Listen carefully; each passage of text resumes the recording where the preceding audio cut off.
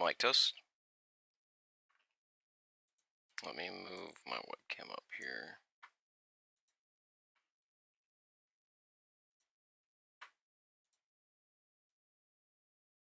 Lower my volume a little bit. Alright, let's see here. So I've been mapping out some memetic warfare.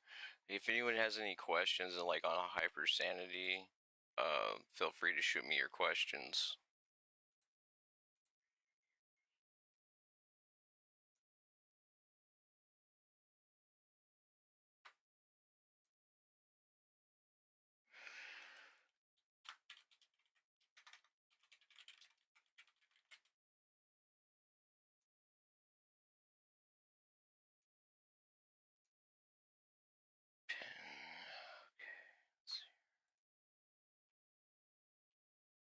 So I've got astroturfing.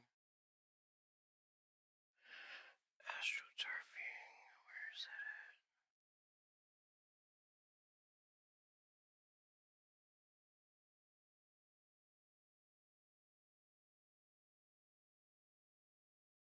Astroturfing.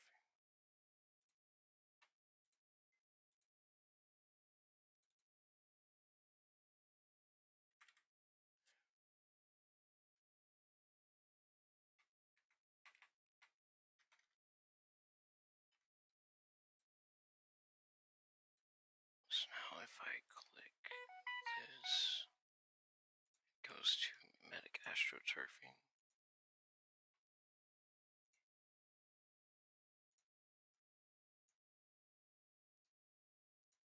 Oops.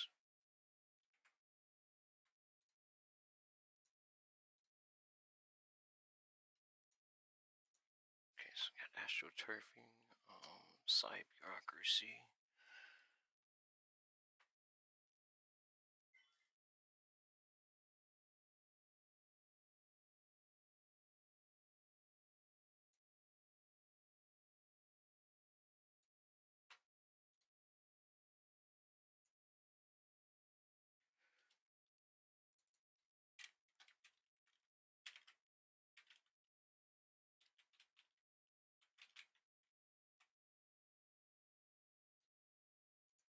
Did I spell it right? Bureaucracy.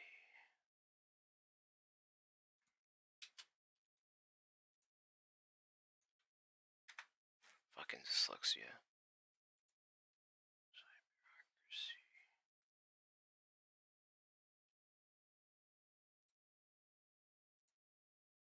Is there, do I not have a link? Oh, I need a link. Maybe. Link.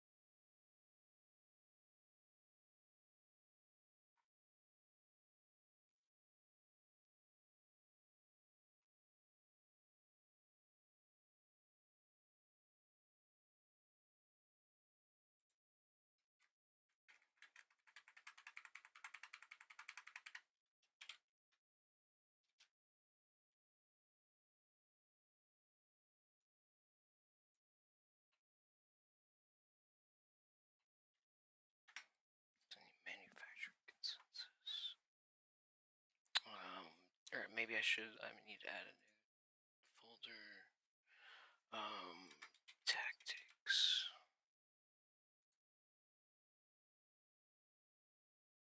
Add astroturfing.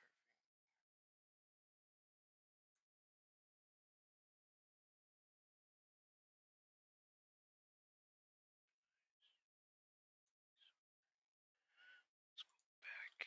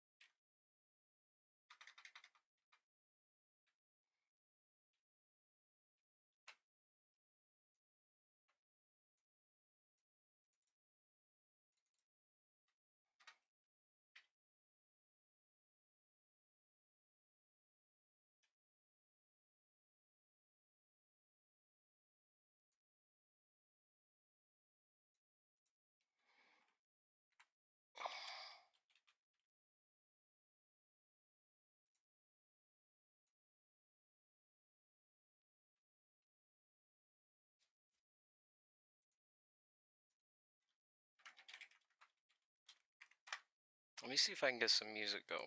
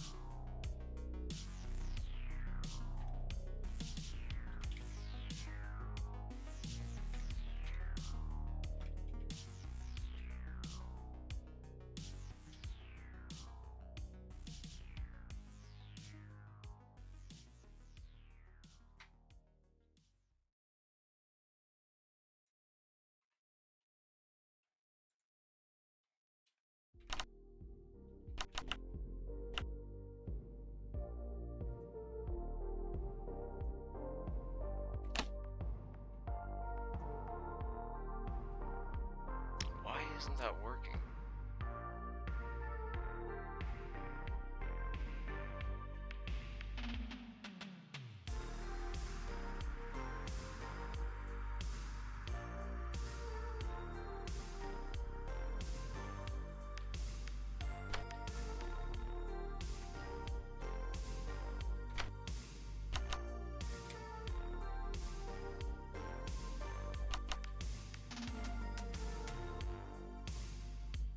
Yeah, it's not. Why isn't it?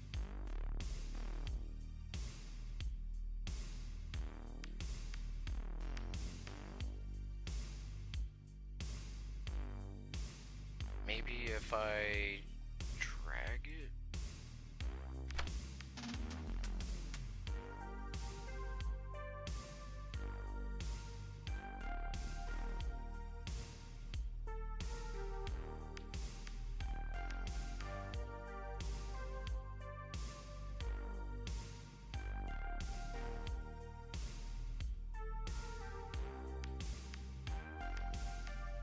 And then it opens another one.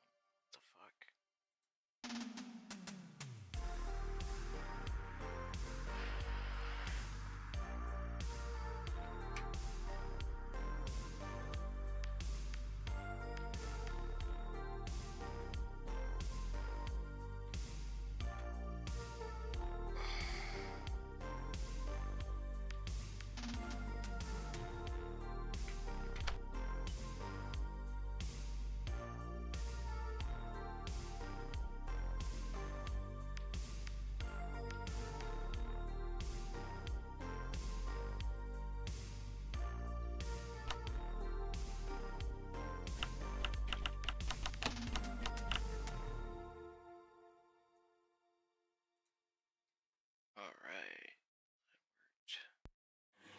And as you can see, it references the table here in the link dimensions.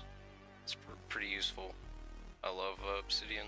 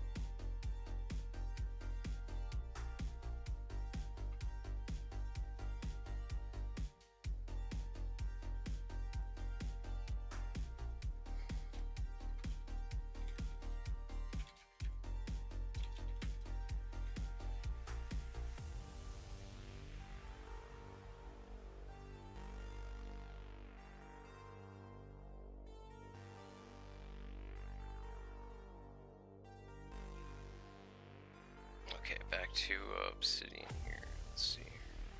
Tab. Empirical validation. Set. Anti-magnetics.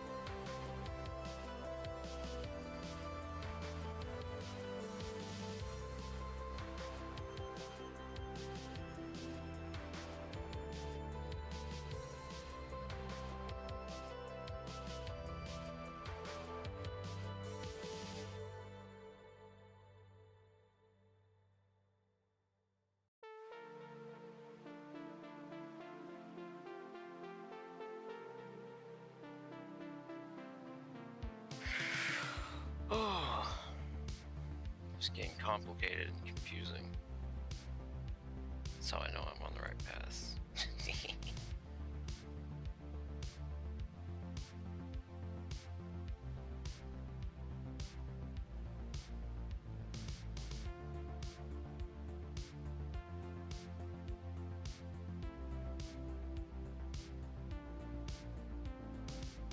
It says have 2 viewers. Now it says 1. Okay. No questions yet. I'm just gonna be doing a bit of this and a bit of that, just general obsidian work.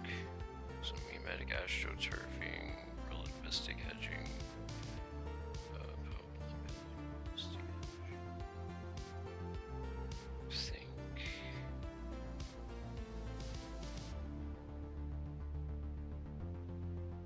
I'm open for discourse of almost any kind.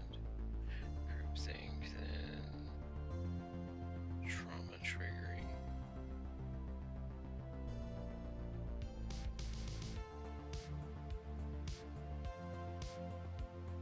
And moral will.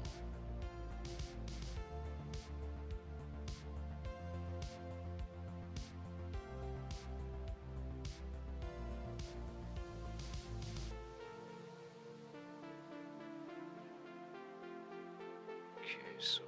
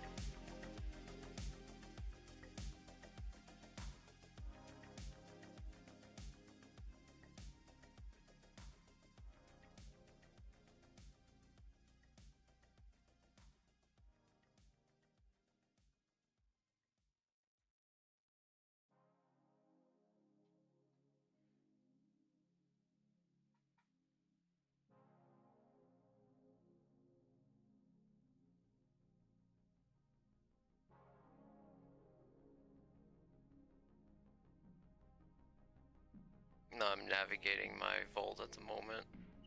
Organizing. I always organize on the fly. I don't just sit there and organize. I kind of organize on the fly. So hyper ontology. Should that be foundation? A foundation? Or is that under philosophy? Hyper ontology. Yeah, it makes more sense under foundations. Core premises, modes of knowing, reasoning, Occam's razor.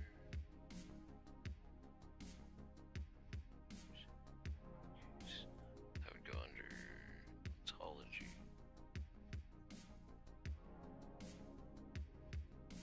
Does that work?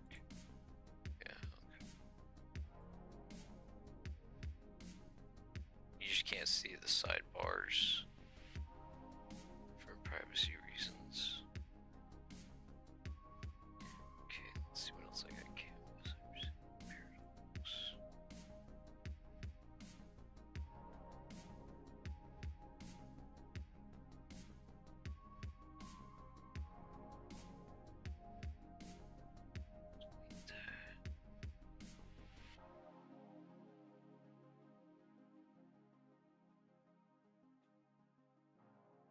This needs to go under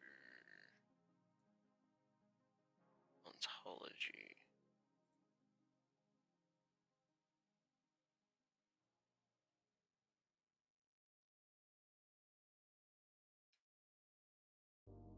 Actually, cancel that.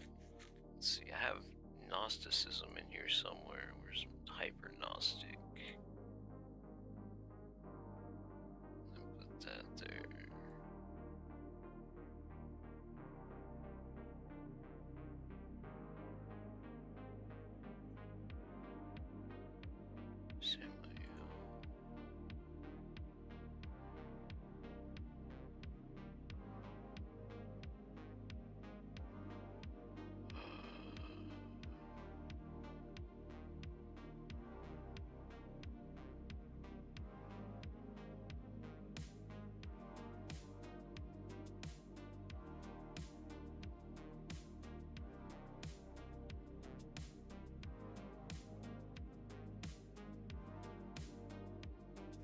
Trying to think here.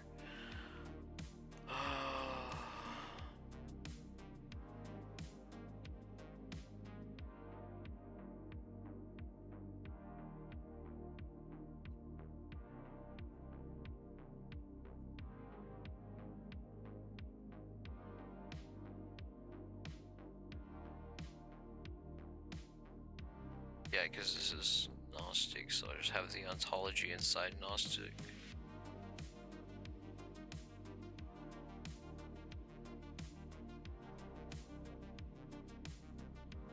So put, okay, HS, that's what I can do. I can do HS. And then move Samael.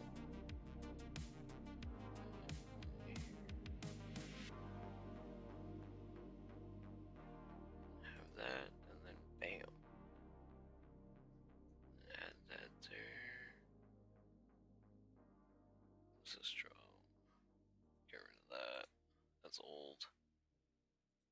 Hyper-Gnostic. That.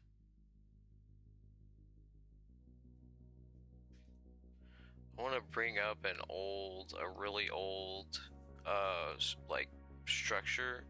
Let me, if I can find it. It'll explain a lot about Hyper-Sanity. Let's see here.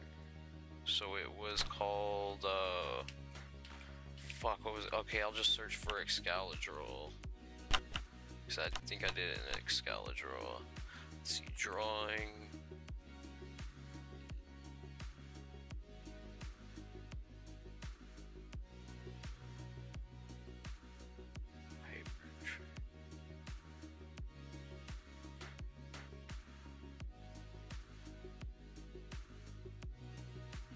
Here it is, found it.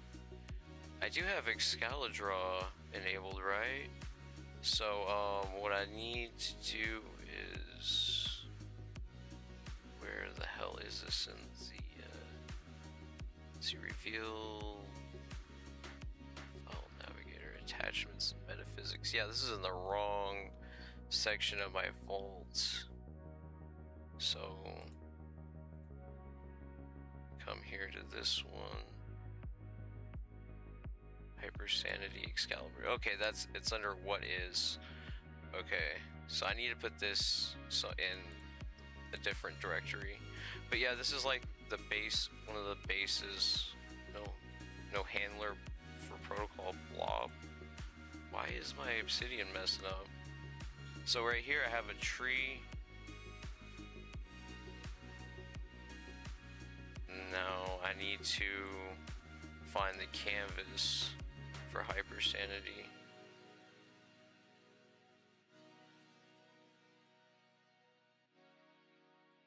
I could just search canvas.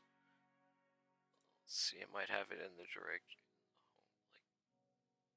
this directory. No, that one's.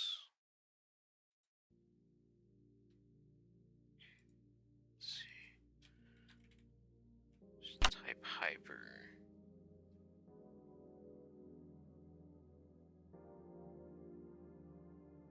I am open to questions. The outfit.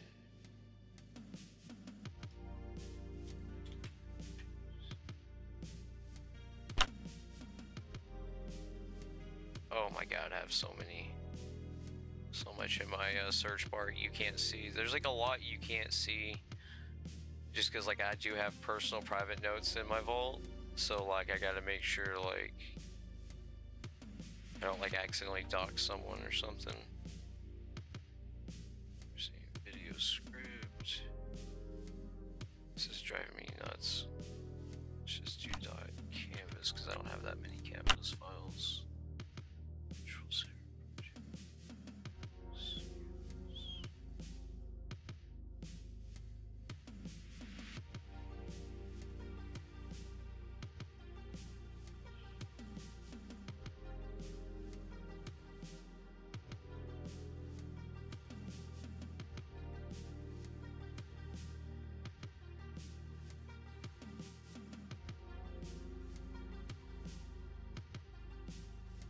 Starting to get there, almost at H. Hyper-Sanity analysis. Hyperboard, was that it? Was it Hyperboard? This is not it. Hyperboard. Well, I guess I can sort of tie this in to everything. Hyperboard. Real file and navigator. So Hyperboard, I need to, where is it? In progress, Hyper-Sanity. This is like the most updated page I have on Hyper-Sanity, the origin versus the framework. And now I need to see if I can put my Excalidraw. Where did I have it? Philosophy, attachments, Excalidraw. Yeah, I need it. Let's see here. This is a ping. So I can embed the ping. And this is the Excalidraw. Okay, so let's see. I need to drag these up here.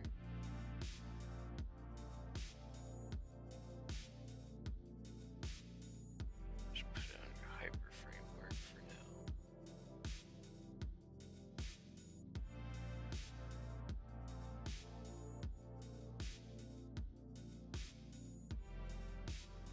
It's funny because I actually, like, all my ideas, like I somehow turned this into like an AI model. It's like very complex and it took like a long time to do. Let's see. Should I put that under Hyperboard? Hyperboard. Yeah, let's put it in Hyperboard.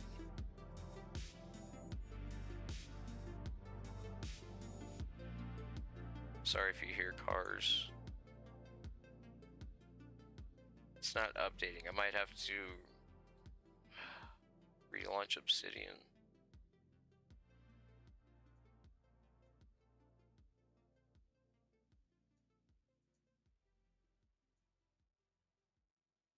Where did my files go? They just disappeared.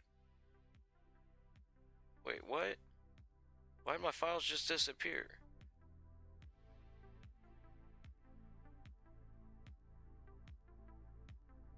Okay, that one's there.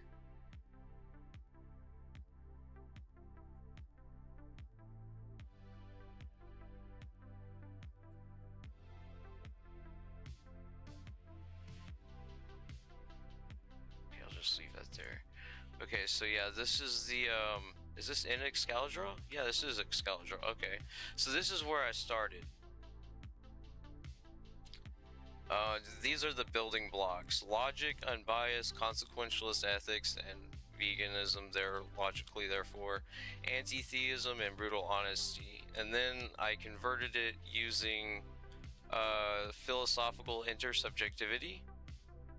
So this is really hard for me to explain because like my brain works differently than everyone else's.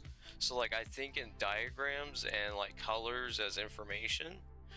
And so logic is orange, wisdom is purple, emotional intelligence is green, artistic vision is pink, because also it promotes like feminine as well, pink, and then moral integrity.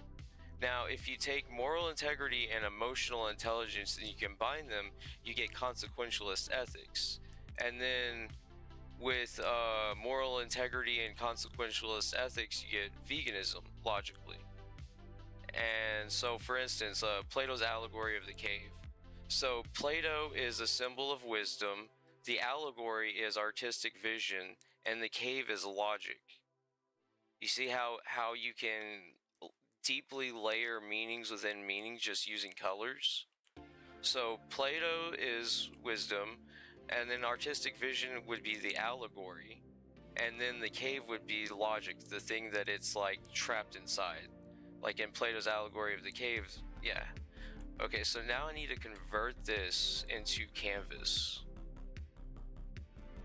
How do I, first let's pin them. How do I split right? Like that. And then hyperboard. So we'll just reproduce this in canvas, that way I can work with it better. I can drop my notes into it and then start connecting things. A lot of it's just like in my mind, like I know it when I see it, sort of a thing. Does that make sense? Like I just know it when I see it. Okay, free building blocks. It also doesn't help that I'm stoned, but I mean it does. It helps me think philosophically. Okay, so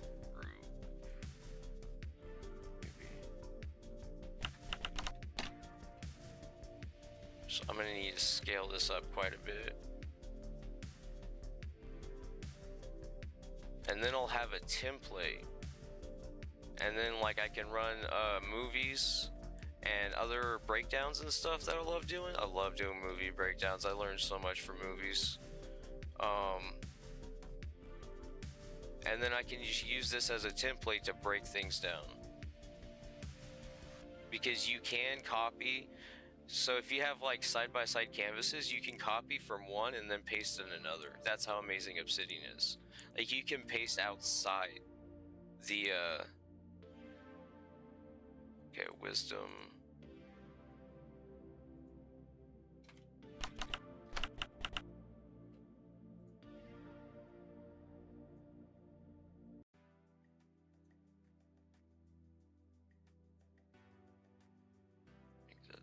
Actually, I can just duplicate and then change.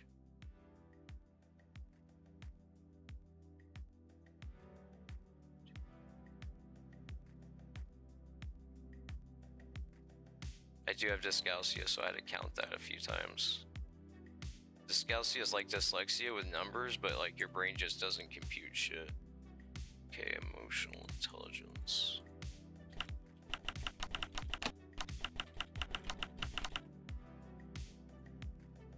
Okay, I'm gonna have to bring this out like that then.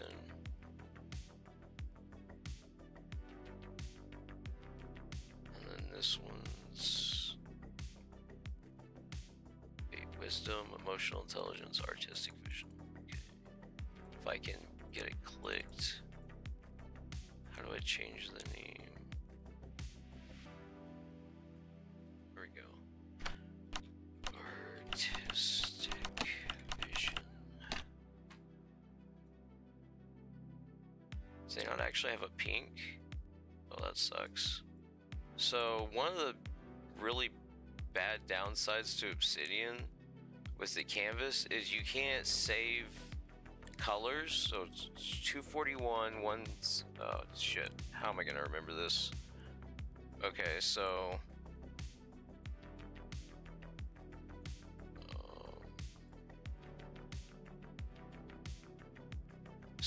so it doesn't save colors, so you have to go in here, you have to find the color. That's kind of purplish, but it's good. So 200 and then 255.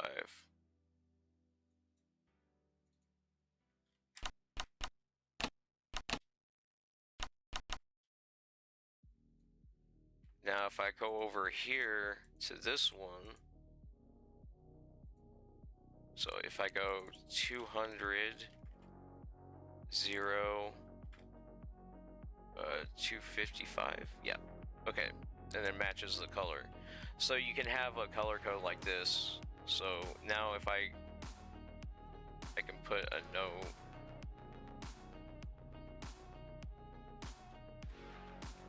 do it like that actually.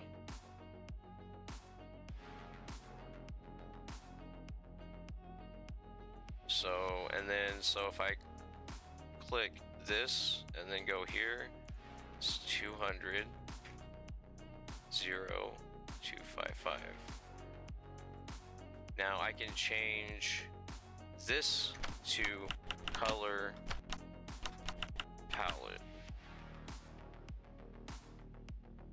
And then I can have other colors in those, and then we'll make that yellow maybe.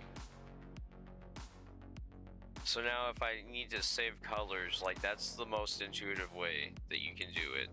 Like for some reason, like the developers, I don't know, everything is carried by plugins in Obsidian. Like Excalidraw, this is a website. If you Google Excalidraw right now, you can use Excalidraw in your browser for free. You can't save the files, but in Obsidian there's a plugin.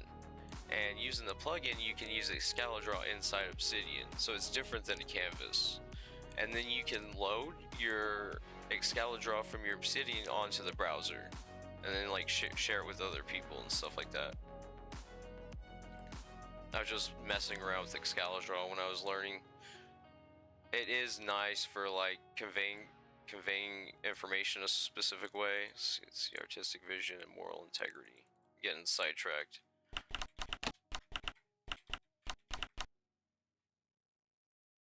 Make that blue. That's not a good blue. Okay, 0, 17, 20. I'm not gonna remember this, am I? I'm so stoned. Let's get Notepad++.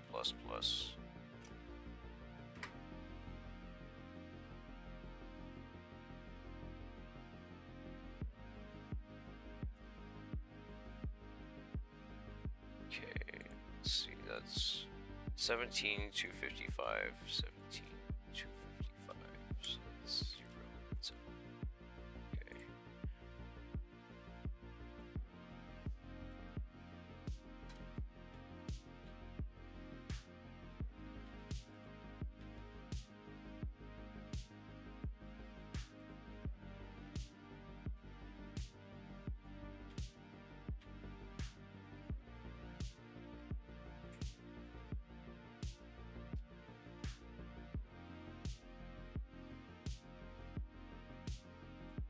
Alright, sweet. Oh, I'm thirsty, I'm cotton mouthing.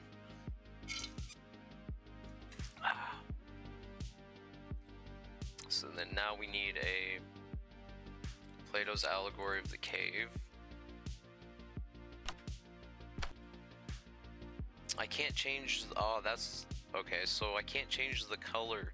That's why I use Excalidraw. So I would have to, okay, Plato's out of cave. So I would have to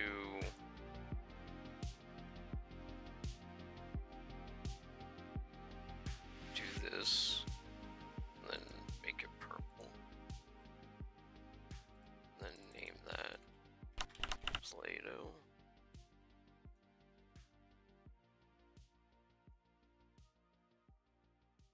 So like Excalidraw is really good for like when the first step of like mapping something out. That's what Excalidraw is really great for. Okay, it's right there. Get it. Well, actually, I can just come over here. So I've got then artistic vision. Oops.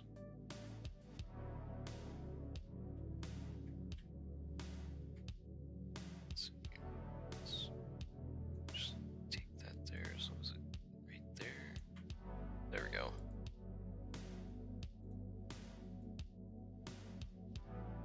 And then it would be allegory.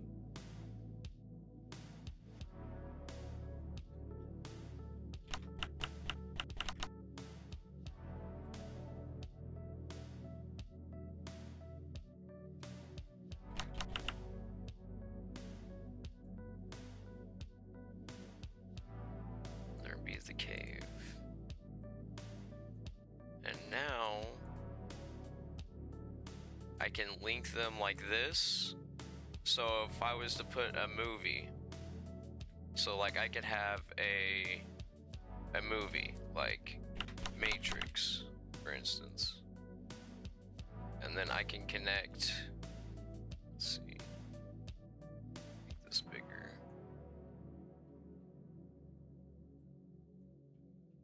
And now I can do the same thing, so I could have characters that are like, let's make a card. How do I? Let's see, let's do.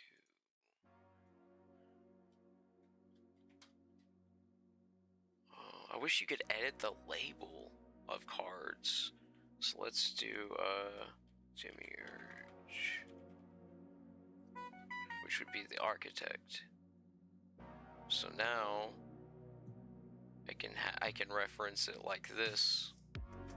I could either go from here to there, or I could also drag that to there.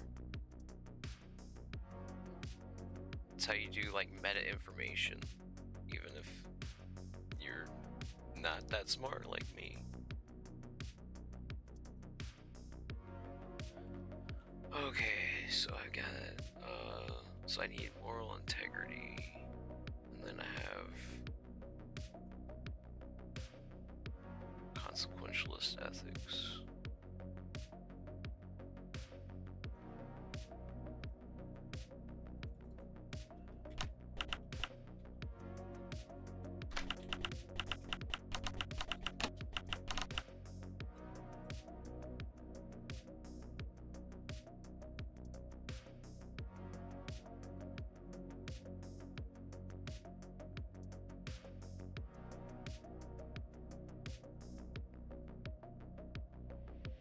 So I can do this to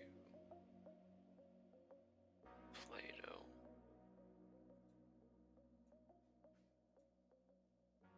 Then wisdom is pink.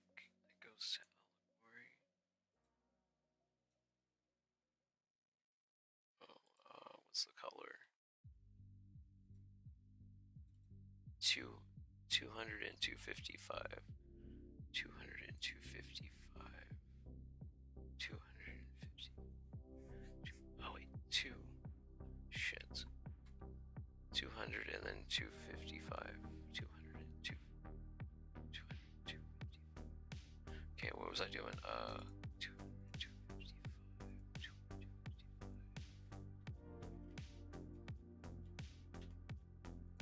Do it like that. And then artistic vision.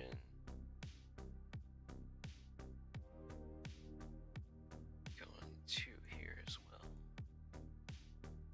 Yeah, they really need a better system. I can't believe they have you like doing this workaround and stuff. Oh wait, this is actually purple. Let's see. There we go.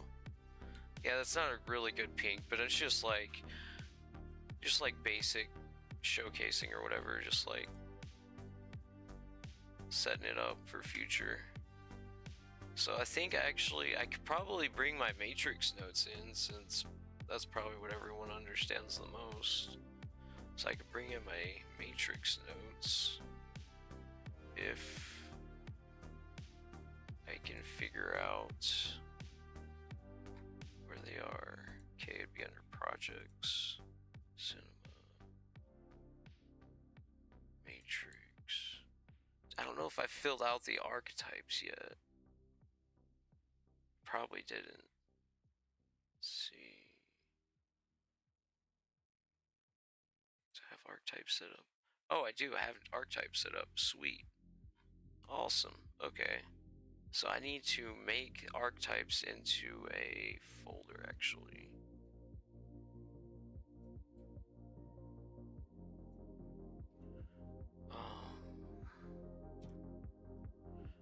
Gnostic types.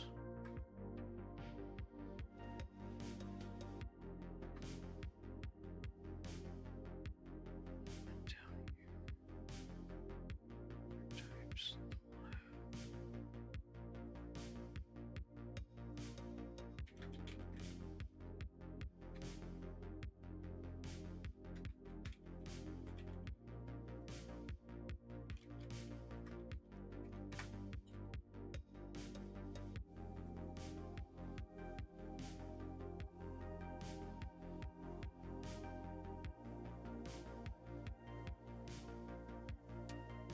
Just come here.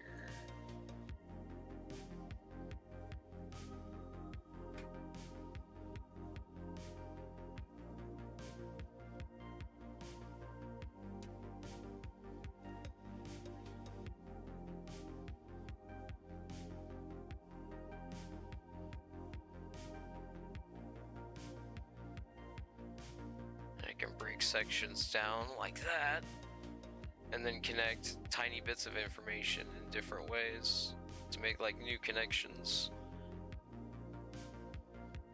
It's actually this is just an example. This is kind of like I said, I'm setting up a template so that I can use this in the future, like really hardcore. I'm just kind of like messing around, but if anyone has questions, leave your questions. I'll read them. If you have any suggestions, like something you want to read about, something you want to hear about from a Gnostic perspective, like I can do that too. So let's see, I got the matrix there. I guess I'll go ahead and fill out the rest of these archetypes.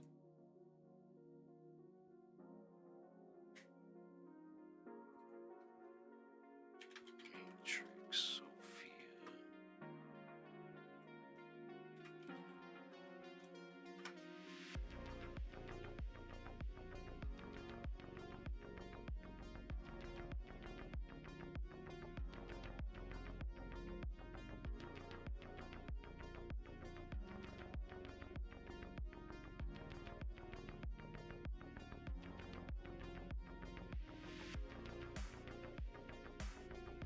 And this isn't ordered in the right. I can just click this button.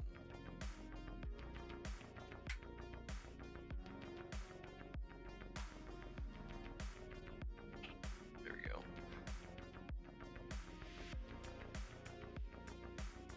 So in the Matrix, Sophia, the Gnostic Sophia, would be the Oracle. She knows that she bursts Yaldabaoth by seeking to create a lone outside the Pleroma. So if you remember in Matrix, I think it was 2, the architect talks about how like there was one before them that created them all. He's talking about The Oracle. That's why he can't kill the Oracle. The Oracle's actually needed. But it's because of the Oracle that she sought to change like the programming of things, and yeah, it's really complex. She knows the system is a lie, but works within it to lead others out. She births the possibility of awakening gnosis through her fall and care. She came from above, but now dwells below to save what can be saved. I also have some shorts on this. I guess I could link my shorts. I'll do that another time, so I'll put to do link YouTube shorts. Do that, and then let's see, oops, archetypes. There's also Pleroma, I guess I could use that, yeah. So Pleroma is like the highest, think of it, Pleroma as like the highest point of the heavens, right? So if you're in heaven, just imagine it's the highest point in heaven. Like that's the greatest, like the easiest way that I can explain it. So Sophia comes from Pleroma, and so analogous to like Christian mythos or whatever. So she'd be like Lucifer in a way. She tries to give knowledge, and then in so doing, usually accidentally too. Usually she accidentally creates the demiurge, and the creation isn't exactly just like a birth. It can be like making an AI model that hacks everyone, right? That could be her. She bursts the demiurge. The AI is the demiurge in that situation, or like the Terminator, right? The Terminator. Think of it like the Terminator. Like Sophia would accidentally create the Terminators in an attempt to bring about knowledge, and then instead she inadvertently creates a monster, right? And then that monster traps everyone else. And then so now that everyone's trapped in the Matrix, she tries to free everyone. But it's like Morpheus says, one in Plato's allegory, one can't just be forced out of the Matrix. Their mind will like reject it and stuff. Like that's why they had to make like the Matrix. They couldn't make it perfect because like people kind of define reality based on suffering to some extent. And there's Soklos. So the Soklos in Matrix would be Cypher. The Soklos, here, let's see if I can get a wiki going. If I can maybe open a wiki page. So let's see. How do I open the web? I forgot there's a web viewer. So I can actually show wiki pages inside the stream. I just don't remember how. An external media, graph view.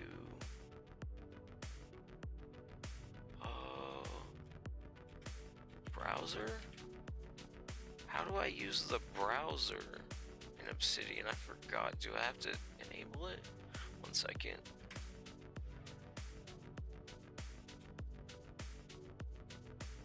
Okay, cool, censored that. I didn't want my thing leaked. Okay, so core plugins.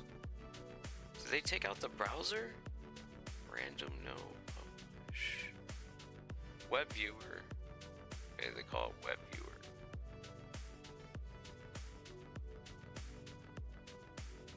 How do I use the web viewer? Here we are. Here we go. Okay, so I got it. Wikipedia. Or no, let's just do Soklos.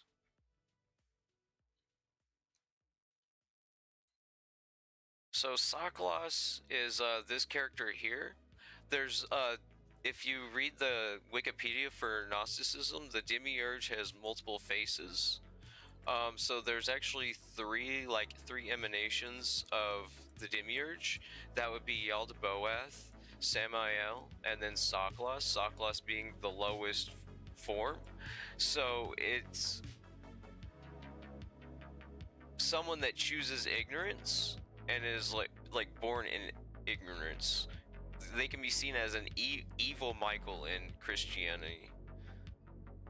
So let's see. To rule over chaos in the inferior world and the creator of humanity, alongside Yaldabaoth, who is also called, I'm not gonna say that word, but yeah, let's see. The third is Samael. See, in Apocryphon of John, the second name of Yaldabaoth is Saklas the Fool, and the third is Samael, and he is impious in his arrogance, for which is in him. I am God, and there's no other God beside me, for he is ignorant of his strength and the place from which he had come. So it's of us, so Cypher would be Saklas, because he chooses ignorance, right? He knows it's an illusion, but he still chooses it. So that's why he would be the Saklas, ontologically. So let's see, if I go here, I can copy link address.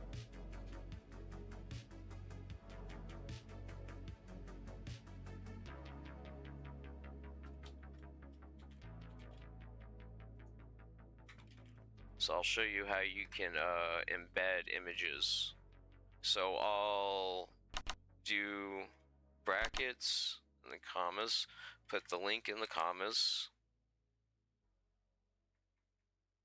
Saklas header, and then you put an exclamation mark. An exclamation mark embeds it. And then if I do, wait, nope, that wasn't it. Okay, so if I go to, so right here, 150, no, it's not changing the size, is it?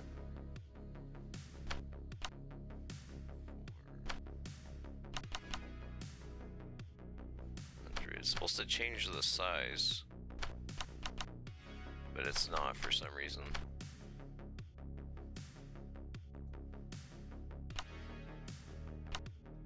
Yeah, that's weird to put two of them. I'm not an expert at Markdown, but I have used Markdown quite a lot, so I do know my way around some of it. I just can't remember how to... Is it right here? Oh, there we go. Got it. See? So you can make it tiny, or you can make it big. So I can... So you do it in the name. Okay, so you do it in the name. I knew how to do it, it's just, I forgot. So this would be... Saklas header. And then I'll paste the link there for the image.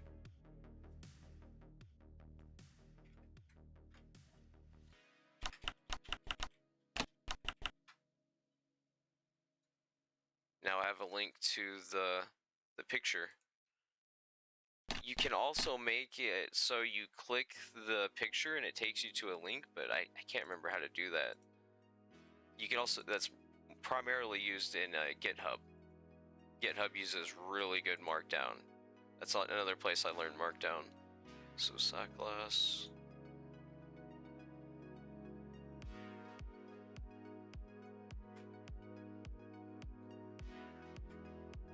Saklas, the fool, ignorant mimicry, repeats without knowing, pure ignorance, seeks to return to illusion, acts selfishly without vision, cannot create or destroy, only betray or imitate. That's exactly what Cypher did. I know the stake isn't real, and I don't care. And at the here's a fun tidbit about Matrix most people don't realize. At the very beginning of the Matrix, one of the agents says they have a mole, and they're talking about Cypher. So they talk about Cypher from the start of the movie. People usually don't realize that little tidbit. So let's see, archetypes, Samael. Samael's my favorite because I feel like a lot of people can relate to the cinema archetype, not the biblical archetype. The biblical archetype, he's a monster. You don't want to be anywhere near him in biblical. context lens. But for instance, Samael would be V and V for Vendetta.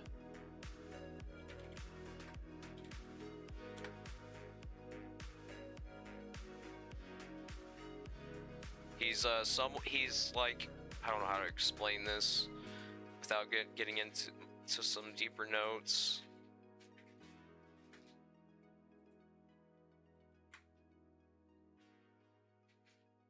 Executes the system with zeal, but is blind to truth.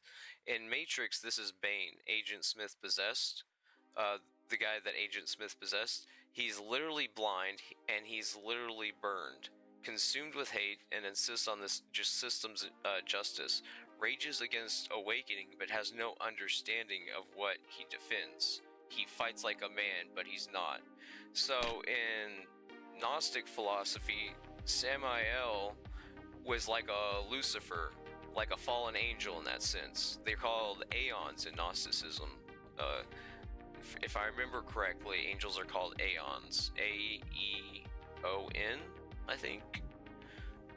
So yeah, I don't know. Let's see. I might have another note on Samael.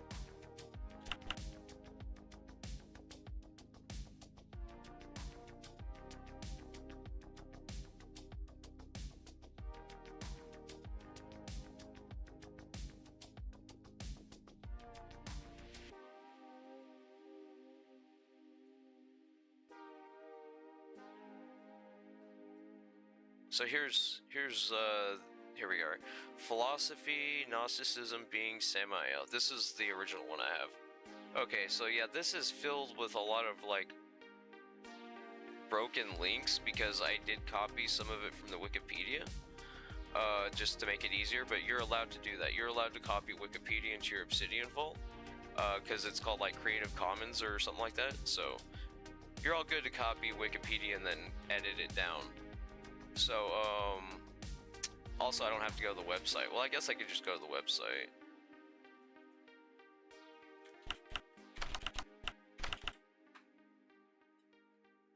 I don't think I made any, connections manually. It's Book of Enoch, Angels, Watchers. Oh no, that is a link. Okay, so they're so old I didn't include an alias. I didn't know how to do an alias, so Watchers. So yeah, Watchers. So this has been a long time since I've updated it because I have all my information scattered. In literature, Samael's role as an agent of evil is rather marginal. So again, this goes in like V for Vendetta. You can think of Samael in some cases as like a vigilante, or you know, something like that. Like Batman could be Samael. He doesn't really fit the traits, but it gets really heavy into nuance.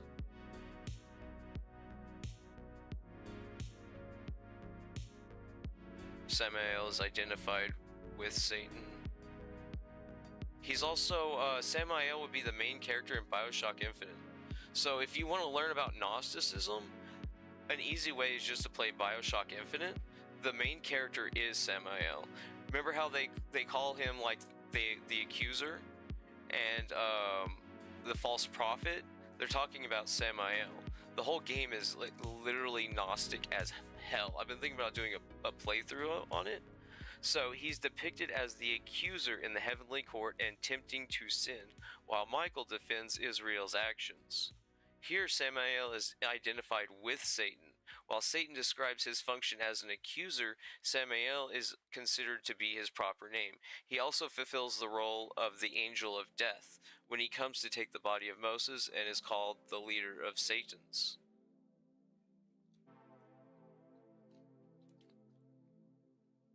Samael opposed the creation of Adam and descended to earth to tempt him into evil, riding the serpent.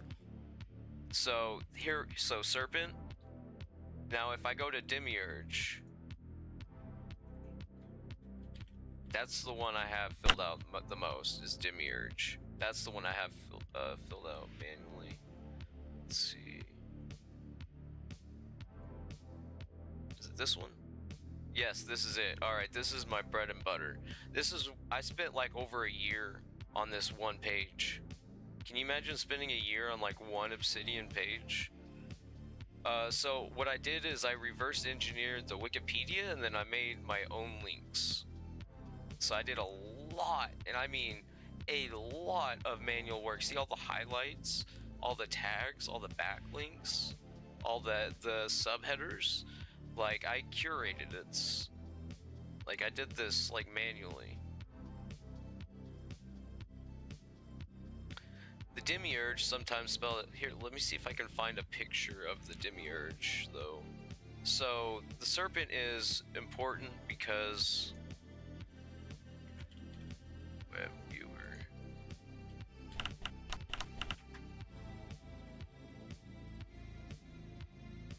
So the Demiurge, as you see, is part lion, part serpent. So that's usually why you see like a lot of lions in movies, is the referencing either Yaldabaoth or Samael. But usually the lion serpent is usually Yaldabaoth more than it is Samael. It's combining aspects, basically. So, is an artisan-like figure responsible for fashioning and maintaining the physical universe. The Gnostics adopted the term demiurge. Although a fashioner, the demiurge is not necessarily the same as a creator figure in the monotheistic sense, because the demiurge itself and the material from which the demiurge fashions the universe are both considered consequences of something else. This gets into like how Sophia created the demiurge. Depending on the system, they may be considered either uncreated and eternal or the product of some other entity. The product of some other entity. That's what they're talking about, Sophia. The word demiurge is an English word derived from demiurgus, a Latinized form of the Greek demiurgos. It was originally a common noun meaning craftsman or artisan, just like the architect, but gradually came to mean producer and eventually creator. The philosophical usage and the proper noun derived from Plato's Timaeus, written circa 360 BC, where the demiurge is presented as the creator of the universe. The demiurge is also described as a creator in the Platonic and Middle Platonic philosophical traditions. In the various branches of the Neoplatonic school, 3rd century onwards, the demiurge is the fashioner of the real, perceptible world after the model of ideas, but in most Neoplatonic systems is still not itself, and the arch-dualist ideology of the various Gnostic systems. The material universe is evil, while the non-material world is good. According to some strains of Gnosticism, the demiurge is malevolent and is linked to the material world, just like the architect in the Matrix. So the Matrix would be the material world in this allegory. And others, including the teacher of Valentinius, the demiurge is simply ignorant or misguided.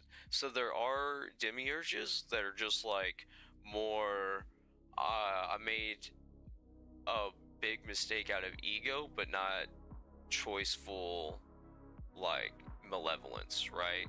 Like, you made a mistake, and that mistake was bad, but they're not a bad person, right?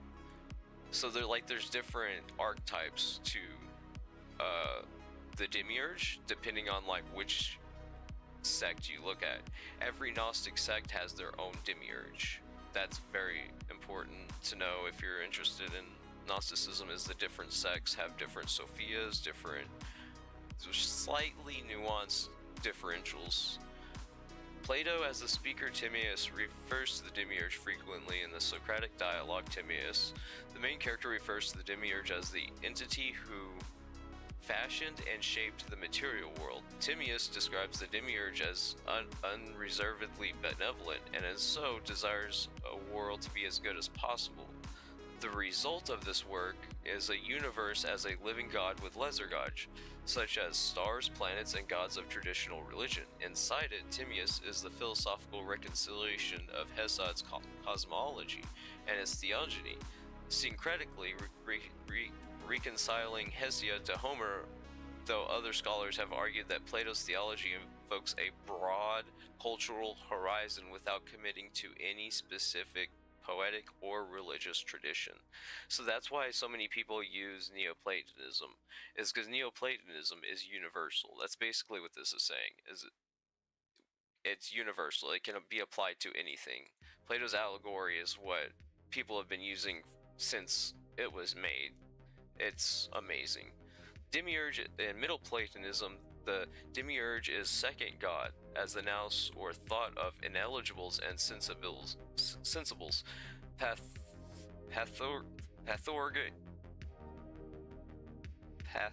Pythagoreanism overlapped, both originating in the early 1st century BC and extending through the end of the 2nd century AD into the 3rd century. I'm having trouble talking.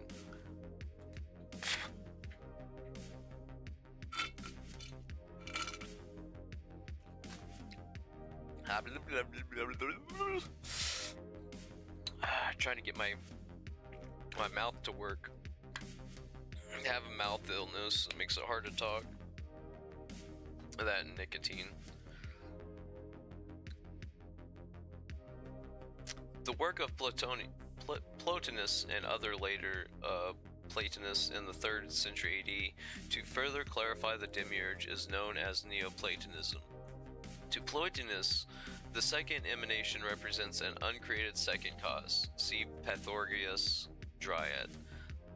Plotinus sought to reconcile Aristotle's Energeia with Plato's demiurge, which, as demiurge and mind nous, is a critical component in the ontological construct of human consciousness used to explain and clarify substance theory within Platonic realism, also called idealism. In order to reconcile Aristotelian with Platonian philosophy, Plotinus metaphorically identified the demiurge or nous within the pantheon of the Greek god as Zeus. So this goes into ethical scaffolding, like what I've done. People have been doing this since ever, right? They take it's just like Marvel and DC, how they each have characters that kind of rip each other off. They just slight differences, but you can tell that it's the inspiration, the essence was kind of like borrowed, if you would. The first and highest aspect of God is described by Plato in the Matrix as the One. Hin. So this is a hymnology. So hymnology is like the field of the One. That's literally what Neo is called. He's called the One. That's hymnology.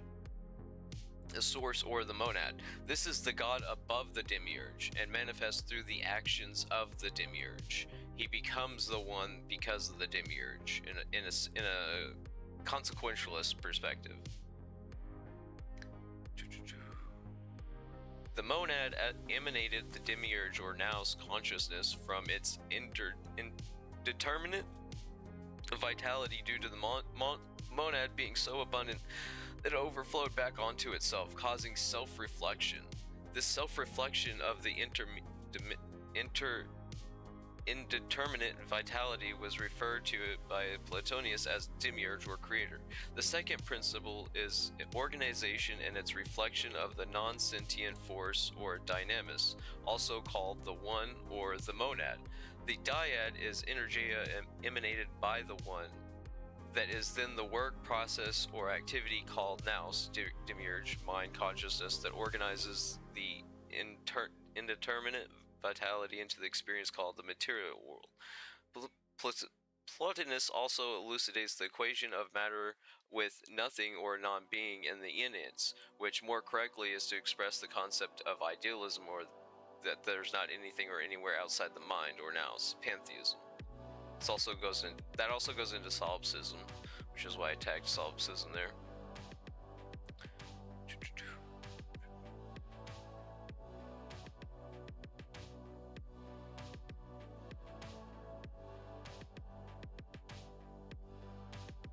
Oh yeah, Trinity.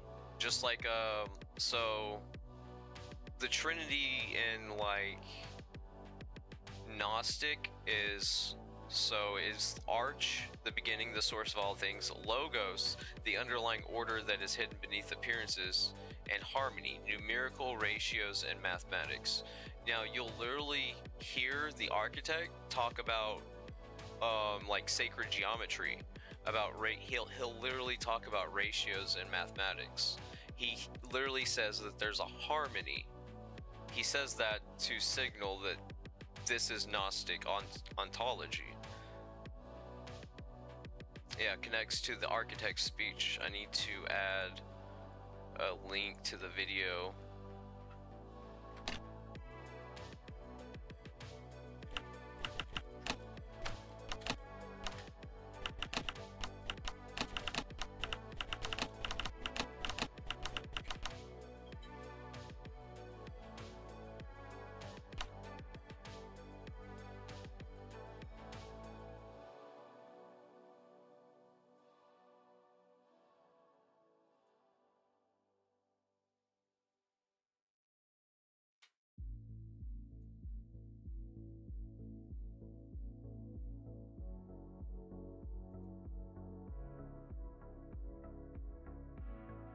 Before Numinus of Apamea and Plotinus Enneads, no Platonic works ontologically clarified the demiurge from the allegory in Plato's Timaeus.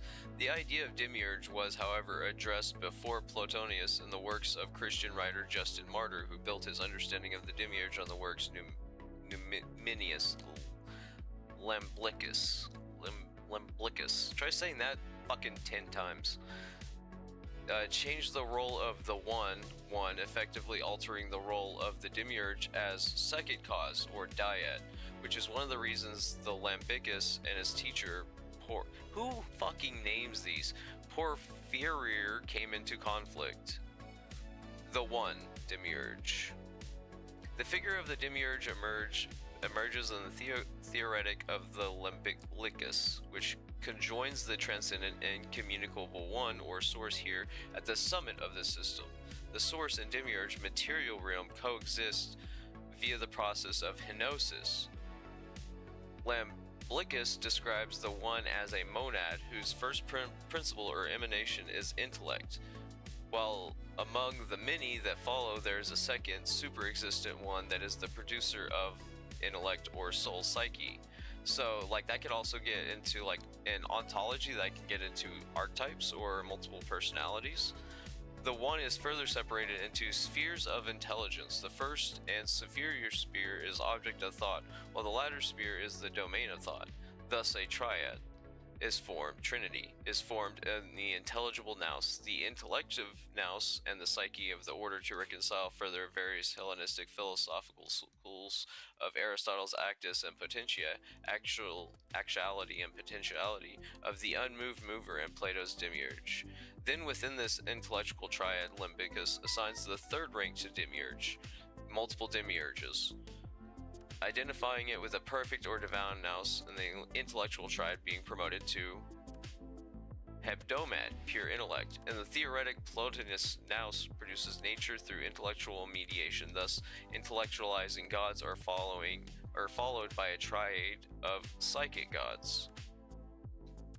Gnosticism presents a distinction between the highest unknowable God or supreme God and the demiurgic creator of the material identified in some traditions with Yahweh, the God of the Hebrew Bible.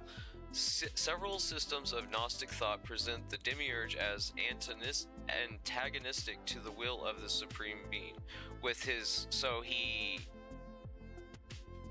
antagonistic, so he's like against the supreme being, just like how Lucifer like rebelled. It's basically rebellion, with his creation initially having the malevolent intention of entrapping aspects of the divine in materiality.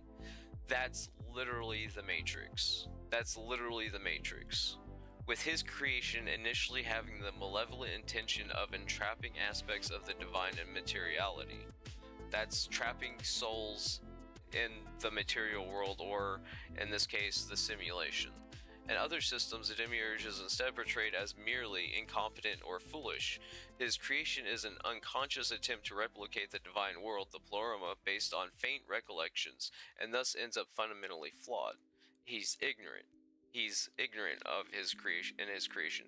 Thus, in such systems, the demiurge has proposed a solution to the problem of evil. While the divine beings are omniscient and omnibenevolent, the demiurge who rules over our own physical world is not. So he's malevolent. He's malevolent. He's evil ontologically. This is represented in the Matrix, where the architect admits he couldn't get it right previously and has wiped and started over at least 6 times, right?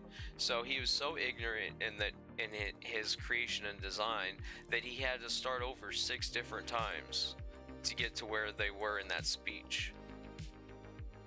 So he's an ignorant creator that has a lot of power.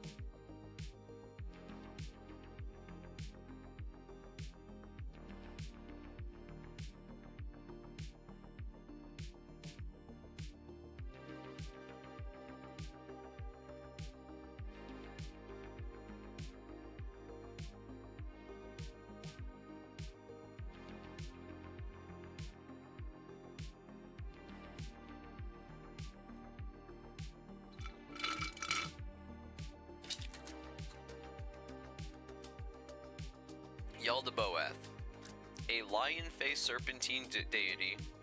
This one right here. I guess I could copy image link.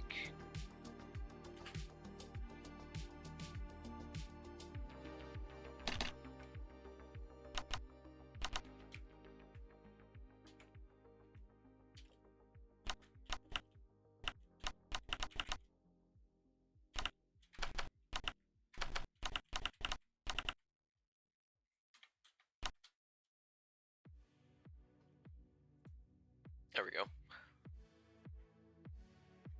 A lion-faced serpentine deity found in Gnostic Gem and Bernard de Montfaucon's, and I'm not saying that because I can't. Figures may be a depiction of the demiurge. An archontic Sethian and here I need to fix these links. Sethian.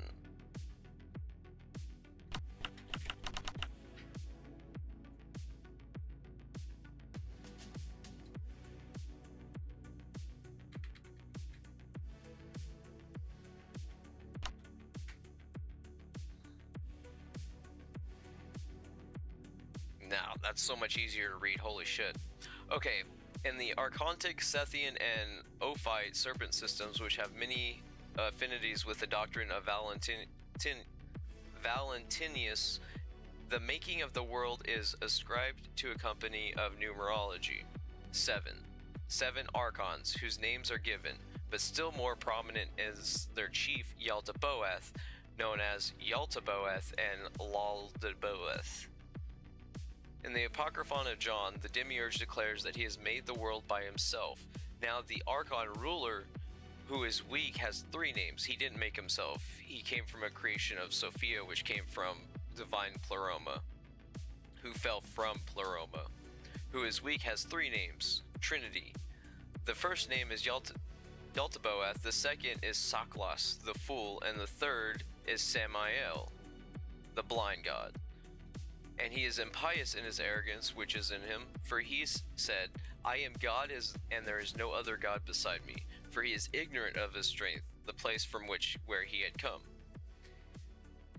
Lucifer, cross-section. He is demiurge and maker of man, but as a ray of light from above enters the body of man and gives him a soul. Yaldabaoth is filled with envy. He tries to limit man's knowledge by forbidding him the fruit of knowledge in paradise. At the consummation of all things, all light will return to the Pleroma, but Yaldabaoth, the demiurge with the material world, will be cast into the lower depths, not into Pleroma. Yaldabaoth is frequently called the lion-faced, Leontiades, and is said to have the body of the serpent. The demiurge is also described as having a fiery nature. So if I Google here, this will make more sense if I just show you.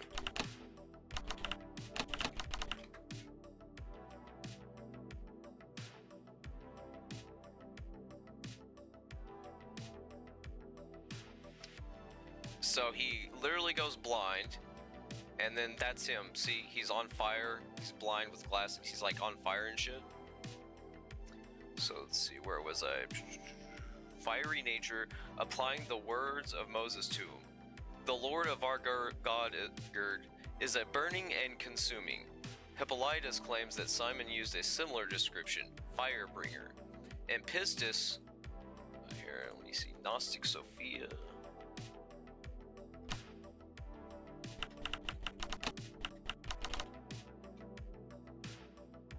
Yaldabaoth is already sunk from his high estate and resides in chaos. That's basically being cast not into the material world but into hell. So you in Christians there's three places. There's hell, the world, and then heaven.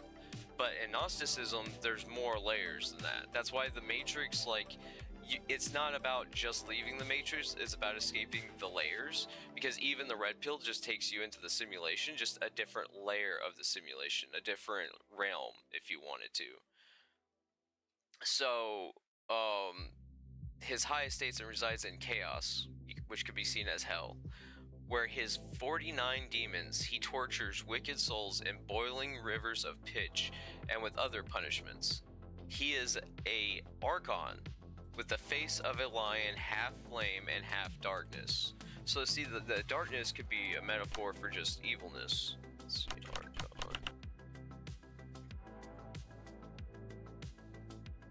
Nag Hammadi. I think I might have this on my website. I'm not sure. I'll have to republish it. If I haven't, I'll have to publish it. Yaldabaoth is called an angel in the apocryphal Gospel of Judas. He is first mentioned the cosmos, chaos, and the underworld as one of the 12 angels to come into being, to rule over chaos and the underworld. He comes from heaven, and it is said that his face flashed with fire, and his appearance was defiled with blood. So that's flashed with fire, face covered in blood. See? So he's ontologically a Yaldabaoth, or a Soklos. It's more Yaldabaoth than anything. Anyways, he comes from heaven and said creates 6 angels in addition to the angel Soklos to be his assistants. These 6 in turn create another 12 angels, with each one receiving a portion in the heavens. So if you wanted to see, it's basically a hierarchy. It's like a pyramid. That's why Morpheus was giving the upside down pyramid, because that's basically an inversion of a hierarchy. So you're putting power back to like the one, if you wanted to. So the bottom would be like the one. So he's pointing to the one.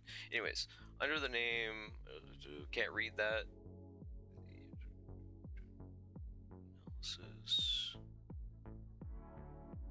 Philosophy being Samael.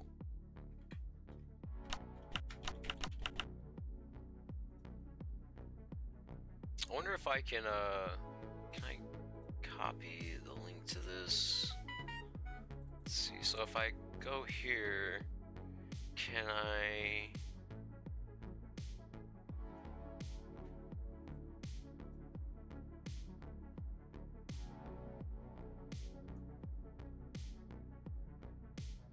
No, that's not it.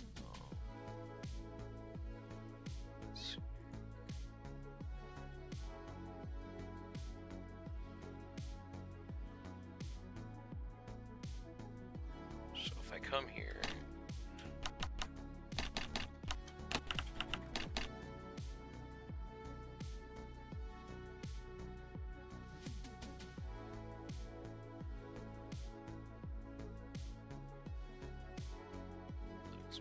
okay, so can I paste?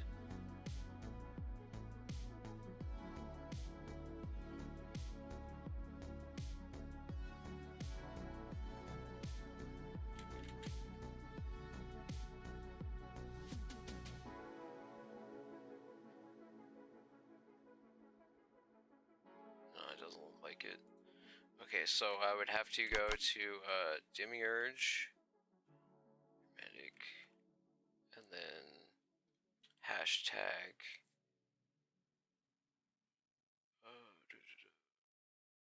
Samael, this one. And put this here.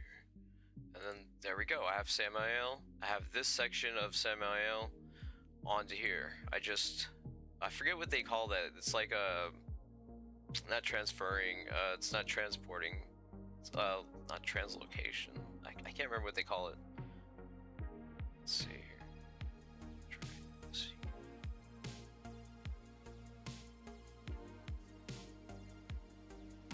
So we got Samael.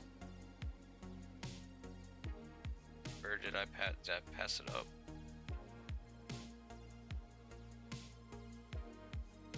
Samael. And then I need to fix the Angel of Death link.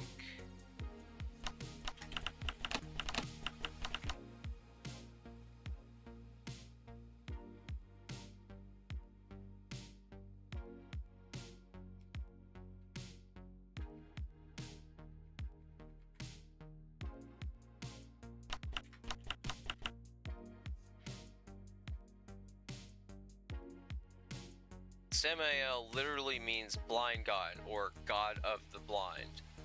This being is considered not only blind or ignorant of its own origins, but may in addition be evil. Its name is also found in Judaism as the Angel of Death and in Christian demonology. This link to Judeo-Christian tradition leads to a further comparison of Satan. Another alternative title for the demiurge is Saklas, or Aramaic for fool in the Apocrypha of John. Yaldabaoth is also known as both as Saklas and Samael. So see, it's like, so you could transfer all these different names for the one being as different people, different archetypes. Or you could do it what Split does and do them as different personalities.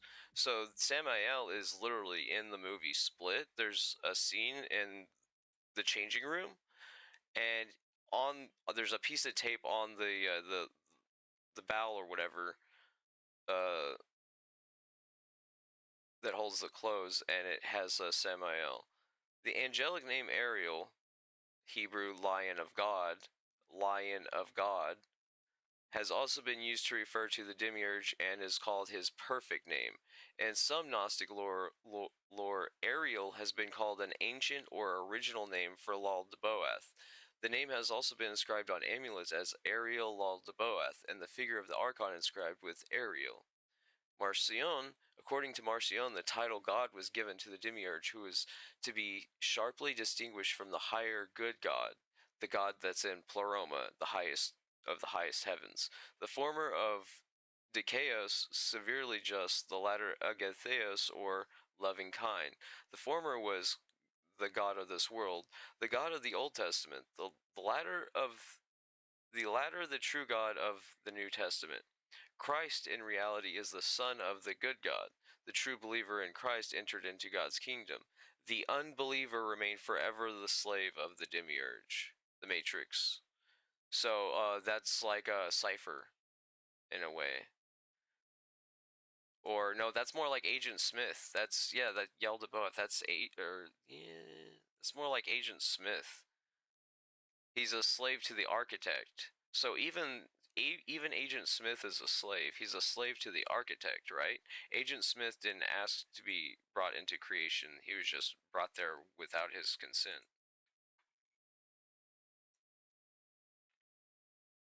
In Valentinius, it is the system of Valentinius that the name Demiurgos is used, which occurs nowhere in Irenaeus except in connection with the Valentinian system. When it is employed by other Gnostics, either it is not used in a technical sense or it has been borrowed from Valentinius, but it is only the name that can be said to be specially Valentinian. The personage intended by it corresponds more or less closely with Yaldabaoth. I need to fix this link now.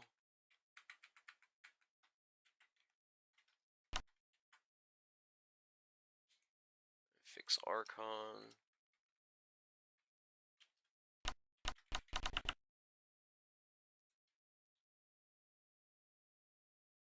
The personage intended by it corresponds more or less closely with the Eldabaoth from the Orphite serpent, or the great archon of Basilis, the Elohim of Justinus. Let's see if I can. I don't know if I have this filled out yet. No, I don't have the note filled out yet.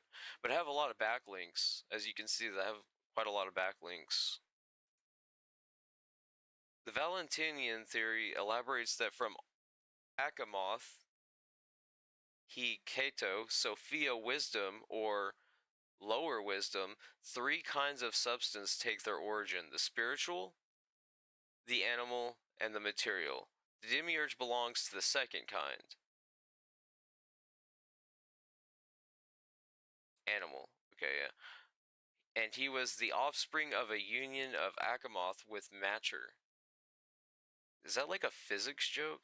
And as Achamoth herself was only the daughter of Sophia, the last of the 30 Aeons, the demiurge was distant by many emanations from the Propator or Supreme God. Trinity, in creating this world out of chaos. See, Sophia. Sophia is Trinity, so there's like different forms of Sophia. So in creating this world out of chaos, the demiurge was unconsciously influenced for good, and the universe, to the surprise even of its maker, became almost perfect. The demiurge regretted even its slight imperfection, and he thought himself the supreme god. He attempted to remedy this by sending a messiah. To this messiah, however, was actually united with the biblical Jesus, the Savior, who redeemed men. These are either I can't pronounce those words. The first, or material men, will return to the grossness of matter and finally be consumed by the fire. The second, or animal men, together with the demiurge, will enter a middle state, neither pleroma nor hyle. The purely spiritual men will be completely freed from the influence of the demiurge. This goes into the fourth movie of Matrix. I can't really talk too much about the fourth movie of Matrix because I don't own it. I rented it, but I don't own it, so I don't have notes on the movie. Otherwise, I would be doing clips from that. The demiurge, and together with the savior Achamoth, his spouse, will enter the pleroma divested of body, hyle, and soul psyche. In this most common form of Gnosticism, the demiurge had an inferior, though not intrinsically evil, function in the universe as the head of the animal or psychic world. So in Valentinius, this is the one I was talking about, where the demiurge is more ignorant than he is malevolent, right? This would be Halliday in Ready Player One. Halliday is a demiurge. He is an architect, a creator of this virtual world. But what happens in this virtual world? Everyone gets trapped in it. So you have people outside in the streets using VR playing this game. If they die in the game, they lose everything. It becomes a form of digital slavery. So he created this thing that was supposed to be good, and then other people ruined it and like made it into something it's not. The devil. Opinions on the devil and his relationship to the demiurge varied. The Ophites held belief that his demons constantly oppose and thwart the human race, as it was on their account the devil was cast down into the world. According to one variant of the Valentinian system, the demiurge is also the maker, out of the appropriate substance, of an order of spiritual beings, the devil, the prince of this world, and his angels. But the devil, as being a spirit of wickedness, is able to recognize the higher spiritual world, of which his maker, the demiurge, who is only animal, has no real knowledge. The devil resides in this lower world, of which he is the prince. The demiurge is in the heavens, his mother Sophia in the middle region, above the heavens and below the pleroma, because she fell. I'm working on, I don't have it yet, but I'm working on like a canvas or an Excalibur that explains the levels of dimensions and how people fall from, like, it's just like your typical fall from grace, right? Um, Carth Catharism apparently inherited their idea of Satan, Gnostic Satan, as the creator of the evil world from Gnosticism. Giles Quisbill writes, there is a direct link between ancient Gnosticism and Catharism. The Cathars held that the creator of the world, Satanas, or Saturnalia, had usurped the name of God, and that he had subsequently been unmasked and told he was not really God. Neoplatonism and Gnosticism. Gnosticism attributed falsehood or evil to the concept of the demiurge or creator, though in some Gnostic traditions, the creator is from a fallen, ignorant, or lesser rather than evil perspective, such as that of the Valentinus demiurge. The Neoplatonic philosopher Plotinus addressed with his works Gnosticism's concept of the demiurge, which he saw as unhellenic and blasphemous to the demiurge or creator of Plato. Plotinus, along with his teacher Ammonius Saccas, was the founder of Neoplatonism.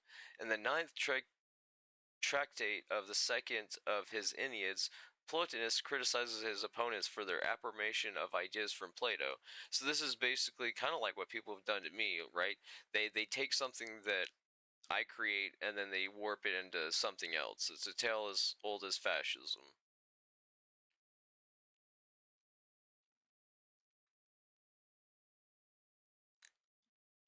Of note here is the remark concerning the second hypostasis or creator and third hypostasis or world soul. Plotinus criticizes his opponents for all the novelties though which they seek to establish a philosophy of their own, which he declares have been picked up outside of the truth. So their philosophies are untrue. They weren't it wasn't done honestly. It was more stealing and appropriation than it was scaffolding. They attempt to conceal rather than admit their indebtedness to ancient philosophy. So they they took the origins and then they hide where they got it from, right? They're denaming them basically, which has had corrupted by their extraneous and misguided embellishments. Thus, their understanding of the demiurge is similarly flawed in comparison to Plato's original intentions, right? It's just basic plagiarism. That's all it is, in a sense. And in today's standards, that's plagiarism. Where Plato's demiurge is good wishing good on his creation, Gnosticism contends with the demiurge as not only the originator of evil, but is evil as well. Hence the title of Plotinus's refutation against those that affirm the creator of the cosmos and the cosmos itself to be evil, generally quoted as against the Gnostics. Plotinus argues of the disconnect or great barrier that is created between the nous and the mind's noumenon, see Heraclitus, and the material world phenomenon by believing the material world is evil. Cognitive dissonance?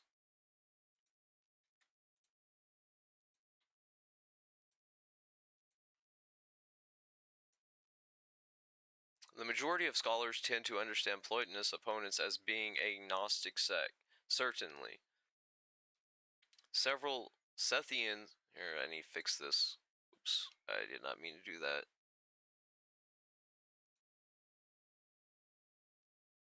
Oh shit.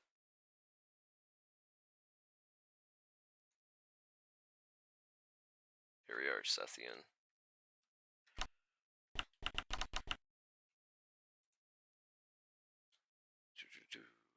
Specifically Sethian, several such groups were present in Alexandria and elsewhere about the Mediterranean during Plotinus' lifetime. Plotinus specifically points to the Gnostic doctrine of Sophia wisdom and her emission of the demiurge, her creation of the demiurge. So this is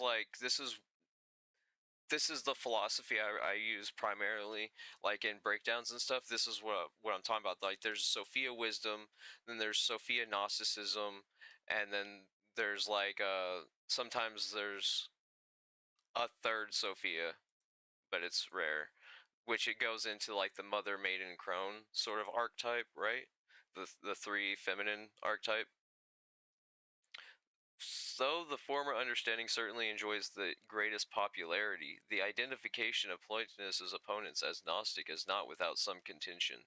Christos Evangelio has contended that Plotinus' opponents might be better described as simply Christian Gnostics, arguing that several Platonist criticisms are applicable to Orthodox Christian doctrine as well, as considering the evidence from the time, even Jello thought that the definition of the term Gnostics was unclear. Of note here is that where Plotinus, a student Porphyr, names Christianity specifically in Porphyr's own works, and Plotinus to have been known and associated with the Christian origin, none of Plotinus's works mention Christ or Christianity. That's just like me, right? Like, I don't even use Christ in Gnostic ontology. There's never a Christ character. Like, it's divorced from Christianity. That's why I love ontology. Works mention Christ or Christian, whereas Plotinus specifically addresses his targets in the Ennead as the Gnostics. We're getting near the end here. Yeah. A.H. Armstrong identified the so-called Gnostics that Plotinus was attacking as Jewish and pagan. In his introduction to the tract in his translation of the Enneads, Armstrong alluding to Gnosticism being a Hellenic philosophical heresy of sorts, which later engaged Christianity and Neoplatonism. So, like, Christianity, like Neoplatonism, basically came before Christianity or around the same time, and it was stolen from Hellenic, which Hellenic precedes Christian doctrine, right? Judeo-Christianity. So it's like Hellenic came before Christianity, and then Gnosticism was based off of Hellenic around or before the same time as Gnosticism. So people say like Gnosticism is like stealing from Christ, but it's like, it's which sect, right? Which sect? Yep. Okay. John D. Turner, professor of religious studies at the University of Nebraska and famed translator and editor of the Nag Hammadi Library, stated that the text Plotinus and his students read was Sethian, which predates Christianity. So Sethian Gnosticism predates Christianity. So there you go. It's not Christian heresy. Christianity is a heresy of Gnosticism. It appears that Plotinus attempted to clarify how the philosophers of the Academy had not arrived at the same conclusions, such as ditheism or misotheism, for the greater creator God as an answer to the problem of evil as the targets of his criticism. Right? Like, how do people not see it? Like, so Sethian Gnosticism came before Christianity. So it's not a heretical. Gnosticism isn't heretical. You would say Christianity is heretical. Then I have hymnology here. I don't know if I filled this one out. No, I did not fill out hymnology. Refers to philosophical account or discourse on the One that appears most notably in the philosophy of Plotinus. Rainer Schurman described it as a metaphysics or radical transcendence that extends beyond being and intellection.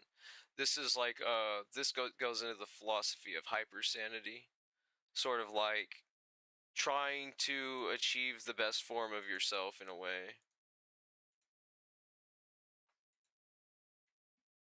Sethian to do Gnosticism. So if I look up Sethian,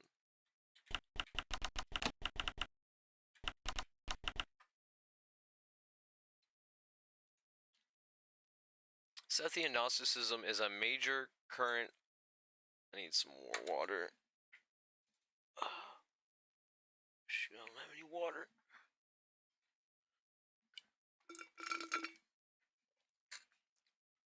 Sethian Gnosticism is a major current of early Gnostic Christianity that flourished from the 2nd to the 4th century CE, primarily known through texts discovered in the Nag Hammadi Library and heresiological writings by early Proto-Orthodox theologians like Irenaeus and Hippolytus. Modern scholars are often refer to this group as the Classic Gnostics or Sethians, Classic Gnostics, the OG Gnostics, if you would, due to their self-identification with Seth, the third son of Adam and Eve, whom they regarded as the spiritual progenitor of their community and the first recipient of divine gnosis, knowledge, the first one that knowledge was bestowed upon. The core Sethian theology centers on a complex cosmogony that reinterprets Genesis through a fusion of Platonic philosophy, Hellenistic Judaism, and Christianity. At the apex is the invisible spirit, an unknowable divine source from whom emanates a series of divine beings called aeons, angels. Forming the pleroma, the fullness of the spiritual realm, or the highest point of heaven, if you would. The first emanation is Barbello, often paired with a male counterpart, the self-generated Son, or Christ, forming a primordial divine triad. A crisis arises when Sophia, wisdom, an aeon lower in the hierarchy, attempts to emanate without her consort. So she's trying to produce without permission. And this is what gets her cast down. I'm gonna go ahead and just add that to.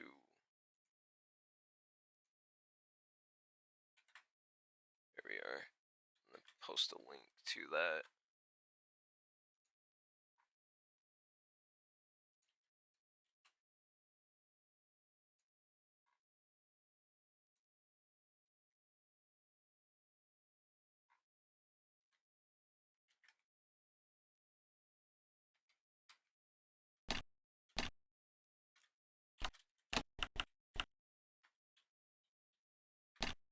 There we go.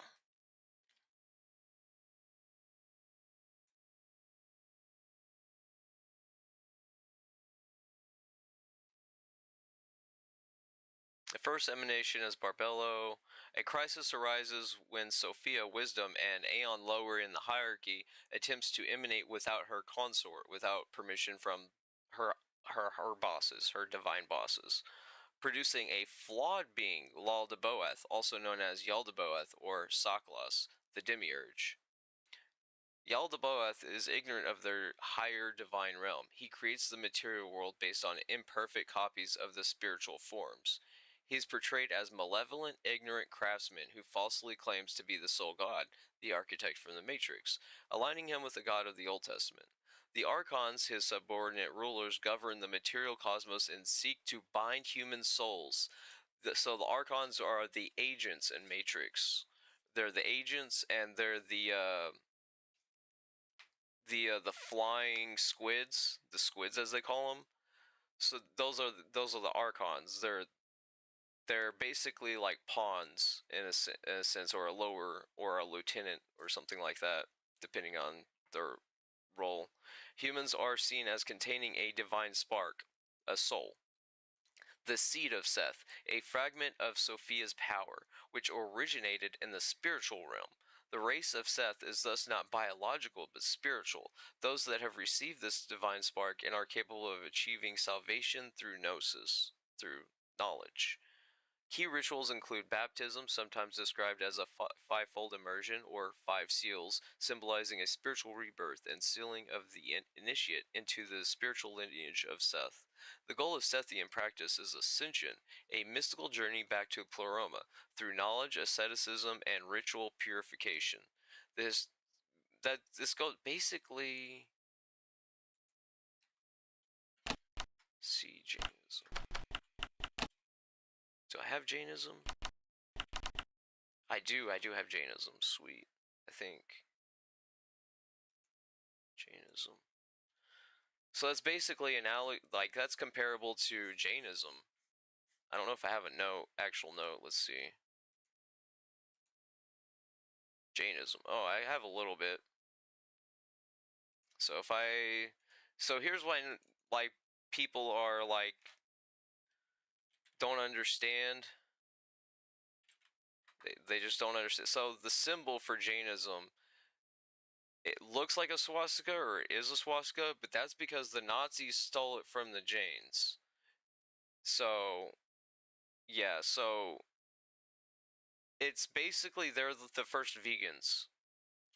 Like Jains are the first vegans. Like they didn't even brush their teeth because they didn't want to like damage the life in their mouth. Like that's how hardcore ascetists they are. Jainism does not support belief in a creator deity. According to Jain doctrine, the universe and its constituents, soul, matter, space, time, and principles of motion, have always existed, a static universe, similar to that of Epicureanism. So, like, the philosophy and like mythos isn't the same, but like some of the traits are the practice, if you would, the practice of the ideology or philosophy, the practice is similar to that of Epicureanism and steady state cosmological model. All the constituents and actions are governed by universal natural laws. It is not possible to create matter out of nothing, and hence the sum total of matter in the universe remains the same. So it's basically the first rule of thermodynamics. What's the first rule of thermodynamics? Energy can neither be created nor destroyed, only transferred. So it's like that's why like I love Jainism and a lot of these other philosophies, is because they're just like you can relate things to them so easily if you just acknowledge that it's not real, but like it's real in a philosophical sense. Similar to the law conservation of mass, similarly the soul, each living being, is unique and uncreated and has existed since beginningless time. The Jain theory of causality holds that a cause and its effects are always identical in nature, and therefore a conscious and immaterial entity like God cannot create a material entity like the universe. This connects to Bertrand Russell's first cause argument, right? Which is like, okay, so what's the first cause? You could say God created everything, but that's not first cause, because who created God, right? That's like basically the first cause argument. Furthermore, according to the Jain concept of divinity, any soul who destroys its karmas and desires achieves liberation. I need to put a comma there. And desires achieve liberation. A soul who destroys all of its passions and desires has no desire to interfere in the working of the universe. Moral rewards and sufferings are not the work of a divine being, but a result of an innate moral order in the cosmos, a self-regulating mechanism whereby the individual reaps the fruits of his own actions through the workings of the karmas. Through the ages, Jain philosophers have admittedly rejected and opposed the concept of creator and omnipotent God, has resulted in Jainism being labeled as uh, Nastika Darsang, or atheist philosophy. So Jainism is like an atheist philosophy. That's why I say it's like Jainism is more ethics. So like when I hear Jainism, I think ethics and philosophy. I don't think religion so much. The theme of by the rival of religious philosophies. The theme of non-creationism and absence of an omnipotent God and divine grace runs strongly in all philosophical dimensions of Jainism, including its cosmology, karma, and moksha, and is a moral code of conduct. Now, what is moksha? Moksha is comparable in Gnosticism. So moksha would be like gnosis in Gnosticism. Moksha is like when it's a liberation from bondage. If it'll load. But yeah, moksha is like a liberation from bondage. That could be interpreted ontologically as like being kidnapped and enslaved, or it could be spiritual moksha, a spiritual awakening. Is a term in Jainism, Buddhism, Hinduism, and Sikhism for various forms of emancipation, liberation, nirvana, or release. In its soteriological and eschatological sense, it refers to freedom from samsara. Samsara is the cycle that holds karma, so it just keeps everything going in a cycle. It's just a never-ending cycle, if you would. That's samsara. Samsara could be interpreted as Ouroboros, the snake eating its tail. Like, that's a form of samsara.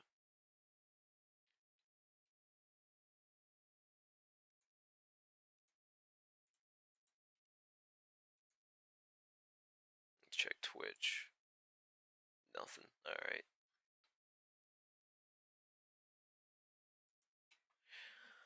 Alright, let's see.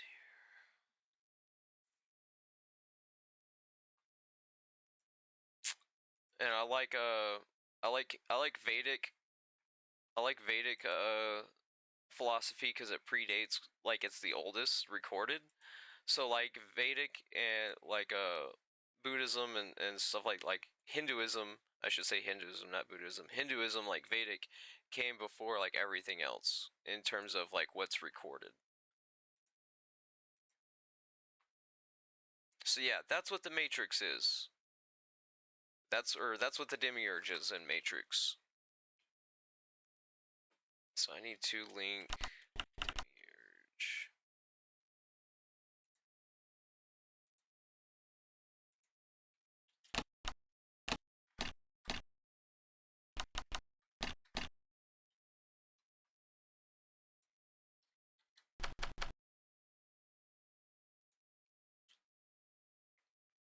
Closed Cosmos Engineer. Creates layers of deception. Zion as a control mechanism. Claims omniscience but lacks empathy or insight. The problem is choice. The architect knows error exists but cannot feel it.